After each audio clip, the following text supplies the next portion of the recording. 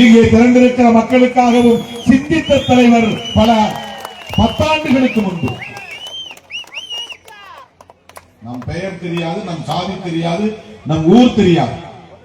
ஆனால் நாம் தலைமை பெற வேண்டும் என்பதற்காக ஒரு நாளைக்கு 20 மணி நேரம் உழைத்தவர், படித்தவர், எழுதியவர், சிந்தித்தவர், ஆதிக்க சாதிகளோடு வாதாடியவர், போராடியவர், கொள்கை பகைவர்களை நடுங்க வைத்தவர், மிரள வைத்தவர், பின்வாங்கி ஓட வைத்தவர். யாருக்காக? நமக்காக.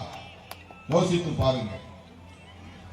திருமாவளவன் என்ன சாதி, நான் என்ன சாதி, எனக்கு அவனுக்கு என்ன சம்பந்தம் என்று அம்பேத்கர் நினைத்திருந்தால் இந்திய மண்ணில் கோடானு கோடி மக்களின் வாழ்க்கை என்னவாகி இருக்கும் என்பதை தயவு கூர்ந்து எண்ணி பார்க்க வேண்டும்.